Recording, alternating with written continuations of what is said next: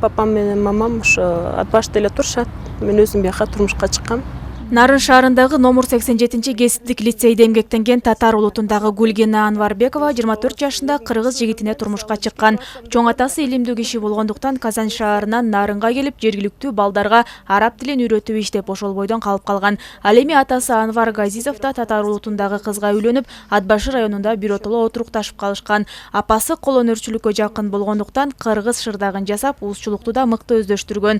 Татар тилин түшүнгөнүбүз менен үйдө жалаң кыргыз тилинде сүйлөшөбүз дейт ал.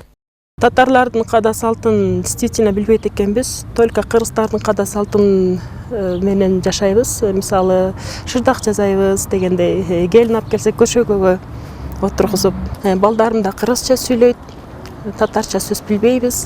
Почему аж так чебейт? Одинаковый экен, а? Не знаю, посмотри. Ал эми уйгур улутундагы Венера Нурдинова кыргыздын үрп-адаттарын жакшы билет. Нарын шаарында төрөлүп чоңойгон каарман үй бүлөсү менен кыргыздын үрп-адат каада салттары менен жашайт. Бирок өздөрүнүн туугандары менен уйгур тилинде сүйлөшүп, улуттук тамактарын жасап турушат. Туугандар бириккенде уйгурча эле сүйлөйбүз. Баарыбыз эми жамандык болгондо, жакшылык болгондо баарыбыз бириккенде уйгурча сүйлөйбүз, бирок мындай повседневныйда кыргызча, повседневный күндөрү кыргызча эле сүйлөйбүз. Бизде салттар деле кыргызча. 3-4 жыл мурда чоң апам кайтып болгон. Ошондо да биз, мисалы, бизде уйгурларда боз үй тигилбейт да. Бизде ошо комнатадан эле тамак жазылбайт, мал союлбайт, а биз ошонун баарын кылганбыз да.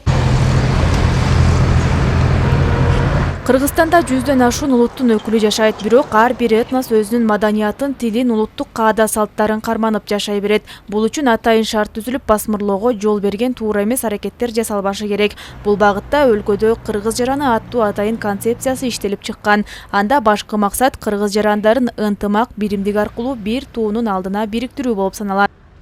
Şu биздин эле Нарын шаарында мисалы үчүн көп улуттун өкүлдөрү жашайт.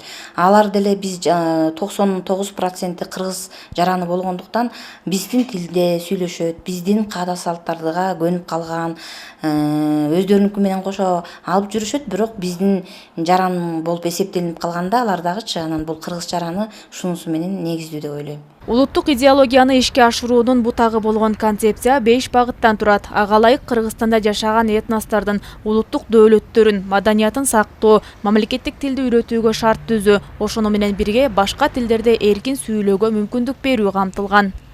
Гүлзат Мокянова, Жеңиш Абдылдаев, Өлкө Деми, Нарын шаары.